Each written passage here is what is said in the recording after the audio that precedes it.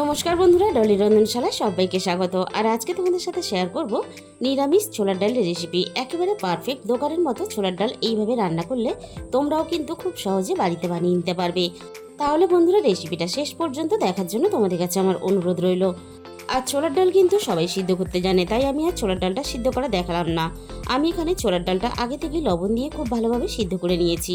ছোলার ডালটা কিন্তু ঠিক এইভাবে সিদ্ধ করে নিতে হবে, বেশ গোটা গোটাও থাকবে, আবার ভিতর থেকে খুব ভালোভাবে সিদ্ধ হয়ে যাবে। তাহলে চলো এই রান্নাতে আর কি কি লাগছে দেখে নেওয়া যাক। এখানে আমি 2 চামচ পরিমাণ গোটা জিরে আগে থেকে ভেজে নিয়েছি, পরে আমি জিরেটাকে গুঁড়ো করে নেব। আর নিরামিষ ছোলার ডাল মানে কিন্তু অল্প একটু নারকেল ছাড়া ভাবাই যায় না, তাই আমি এই রান্নার জন্য অল্প একটু নারকেল আগে থেকেই ছোট ছোট করে কেটে নিয়েছি। তাহলে চলো রেসিপিটা দেখে নেওয়া যাক। প্রথমে আমি কড়াইয়ের মধ্যে প্রয়োজন মতো সর্ষের তেল দিয়ে দিলাম। তেলটাকে খুব ভালোভাবে গরম করে প্রথমে আমি নারকেলের টুকরোগুলোকে ভেজে নেব। তার জন্য আমি তেলের মধ্যে দিয়ে দিলাম। নারকেলটা যদি হালকা একটু নাড়াচাড়া করে ভেজে নেওয়া হয় তাহলে কিন্তু নারকেলের কাঁচা গন্ধটা চলে যাবে, আর খেতেও বেশ ভালো লাগবে। মিনিট 2 মতো আমি হালকা করে একটু নারকেলটাকে নাড়াচাড়া করে ভেজে নিয়েছি।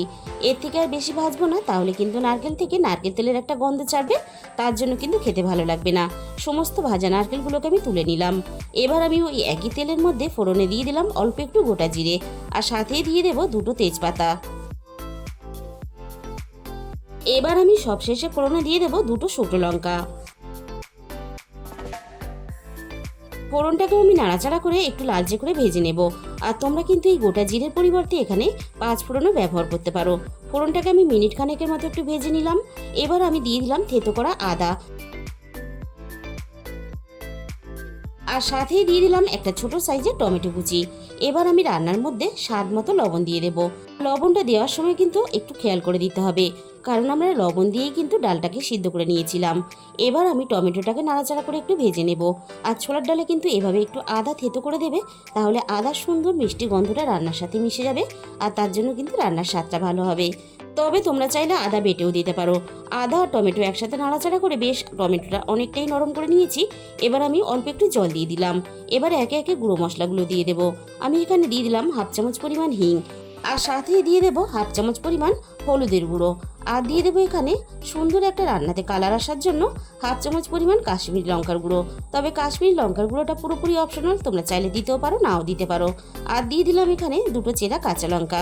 তবে কাশ্মীরি লঙ্কার গুঁড়োটা দিলে রান্নার কালারটা ভালো আসবে। আর নিরামিষ ছোলার ডালে অল্প একটু হিং কিন্তু অবশ্যই ব্যবহার করবে, তাহলে দোকানের মতো স্বাদ আর গন্ধ দুটোই আসবে। তেলের মধ্যে অনেক সময় হিং দিলে হিংটা পুড়ে গিয়ে রান্নার স্বাদটা নষ্ট হয়ে যায়, তাই মশলা কষানোর সময় হিং দিলে সেটা কিন্তু আর ভয় থাকবে না। মশলাটা আমি নাড়াচাড়া করে খুব ভালোভাবে কষিয়ে নিয়েছি। এবার আমি সিদ্ধ করা ছোলার ডালটাকে মশলার মধ্যে দিয়ে দিলাম, আর মশলার সাথে ছোলার ডালটাকে নাড়াচাড়া করে খুব ভালোভাবে মিশিয়ে নেব।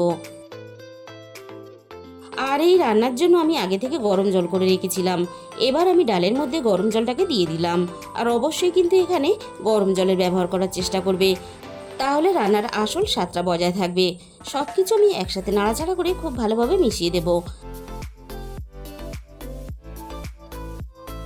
এবার আমি ভেজে রাখা নারকেলের টুকরোগুলোকে ডালের মধ্যে দিয়ে দেব।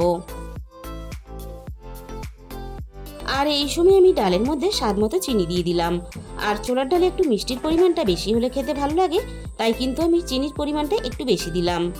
চিনিটা আমি নাড়াচাড়া করে খুব ভালোভাবে মিশিয়ে দিয়ে ডালটাকে আমি আরও মিনিট 10 মতো খুব ভালোভাবে রান্না করে নেব। মিনিট 10 মতো আমি ডাল খুব ভালোভাবে রান্না করে নিয়েছি। এবার আমি ডালের মধ্যে ভাজা জিরের গুঁড়োটাকে দিয়ে দিলাম।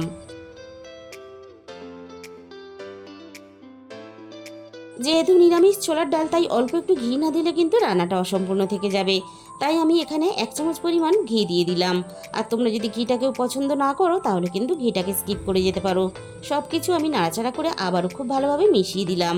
আর সব শেষে আমি ডালের মধ্যে দিয়ে দেবো 1/2 চামচ পরিমাণ গরম মশলার গুঁড়ো। গরম মশলা গুঁড়োটা নাড়াচাড়া করে মিশিয়ে দিলেই কিন্তু আমাদের এখানে রেডি হয়ে যাবে গরম গরম লুচি বা পরোটার সাথে খাওয়ার জন্য পারফেক্ট দোকানের মতন ছোলার ডালের নিরামিষ রেসিপি। তাহলে বন্ধুরা, মন চাইলে বাড়িতে অবশ্যই একদিন ট্রাই করে দেখো। আর তার সাথে বলি, আজকের রেসিপিটা ভালো লাগলে ভিডিওতে একটা লাইক করে দিও, আর নিজেদের বন্ধুদের মধ্যে শেয়ার করে দিও। আর যে সমস্ত বন্ধুরা এখনো পর্যন্ত আমার চ্যানেলটাকে সাবস্ক্রাইব করোনি, এরকম সহজ সরল রেসিপি পেতে চ্যানেলটাকে সাবস্ক্রাইব করে পাশে থাকা বেল আইকনটা ক্লিক করে অল করে দিও, তাহলে আমি যখনই কোনো নতুন রেসিপি আপলোড করব সবার আগে তোমার কাছে পৌঁছে যাবে। আর তোমাদের মূল্যবান সময় দিয়ে আমার এই রেসিপিটা এতক্ষণ সময় ধরে শেষ পর্যন্ত দেখার জন্য তোমাদের সবাইকে অসংখ্য ধন্যবাদ। আজকে তাহলে এই পর্যন্ত, দেখা হবে অন্য কোনো নতুন রেসিপির সাথে।